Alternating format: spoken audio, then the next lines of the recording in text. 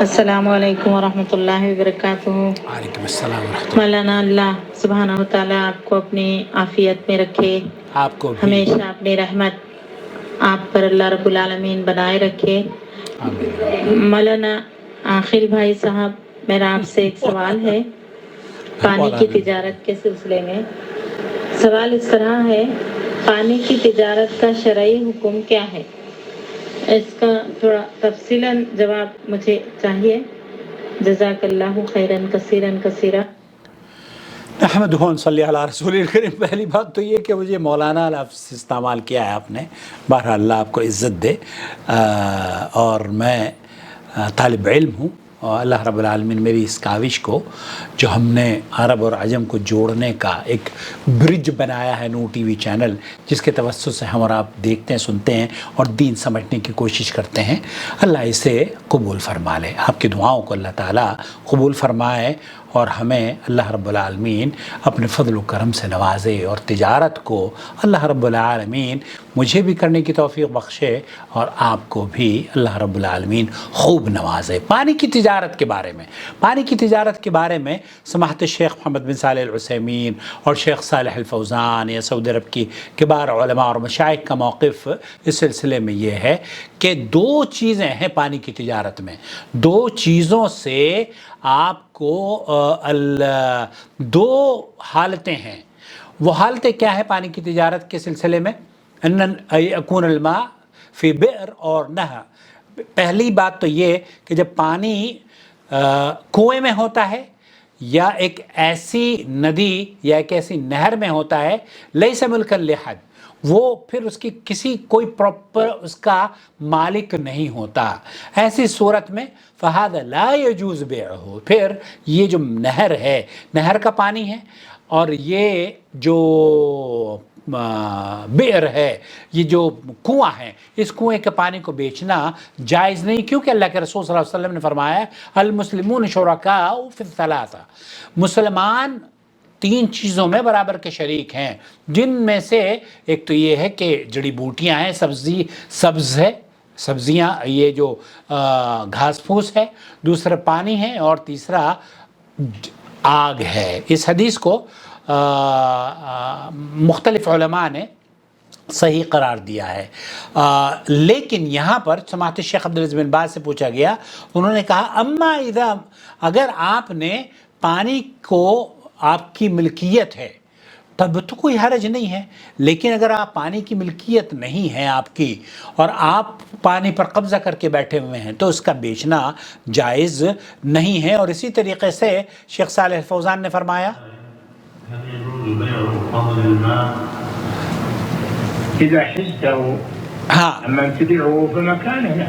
یہاں شیخ فرما رہے ہیں کہ اگر آپ نے پانی پلانٹ لگایا ہے، پانی کو اس کو پروسیس کیا ہے، پانی کے لیے اس کو پیوریفائی کر کے بیچنے کی کوشش کر رہے ہیں، جائز ہے، آپ کی پراپرٹی ہو گئی نا، آپ نے پانی کو منتقل کیا، پانی کو خریدا اور پانی پر کام کیا، آج کل تو بنگلور میں میرے خیال سے ہوا سے پانی بنایا جا رہا ہے، میں نے دیکھا، اور پانی تجارت نفع بخش تجارت ہے۔ آپ اس کنویں میں یا اس نہر میں پانی کو نہیں بیچ سکتے جو کہ کسی کی بھی ملکیت نہیں ہے۔ اما انك تبيع شيء بقربك او ٹینکیک اور سیارہ میں بھی بس۔ آپ اگر ٹینکی گاڑی میں لے کر بیٹھ گئے ہیں، ٹھنڈا پانی کر کے بیچ رہے ہیں، شربت بنا کے بیچ رہے ہیں، تو شیخ کہہ رہے ہیں ایجوز، پھر تو کوئی حرج کی بات نہیں ہے، آپ تو اس کے مالک بن گئے نا، آپ نے ایک پروسیس قائم کیا ہے، اس پروسیس کے تحت آپ اس کے مالک بن گئے ہیں۔ وحتی بیع ماء زمزم، پھر زمزم کے بارے میں بھی پوچھا جا رہا ہے، لا بأس بذلک، پھر کوئی حرج نہیں ہے، اس کی سچویشن بھی وہی ہے۔ هذا من نفع المسلمين وما كل الناس يحصلون على ماء زمزم مباشرة، تبيع عليه ما في بأس، ما فی بأس۔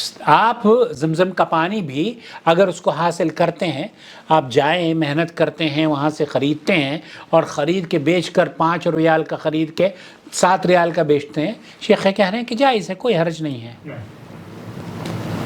صلى الله عليه وسلم، ولأنه صار ملفت. ما زمزم لما أخذته وشريته وأخذته صار ملفت. ہاں یہی جو میں نے کہا نا کہ آپ گئے پانی کا زمزم کا پانی کا آپ نے کارٹن خریدا ہے، ایئرپورٹ سے خریدا ہو یا زمزم کی فیکٹری سے خریدا ہو، تو آپ اس کے مالک بن گئے. اب آپ اس کو چاہے بیچیں چاہے کسی کو تحفے میں دے دیں. نعم.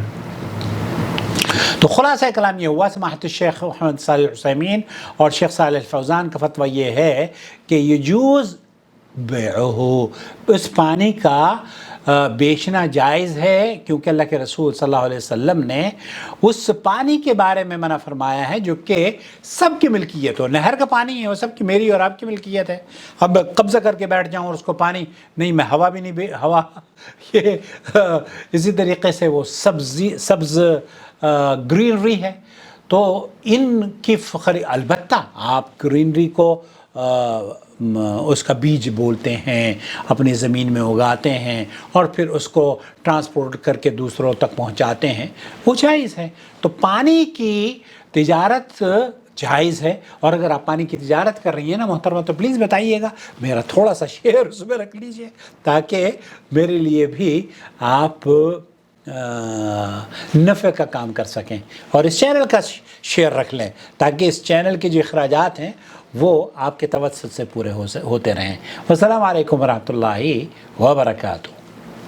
الله ولي الذين آمنوا يخرجهم من الظلمات إلى النور والذين كفروا أولياؤهم الطاغوت يخرجونهم من النور إلى الظلمات أولئك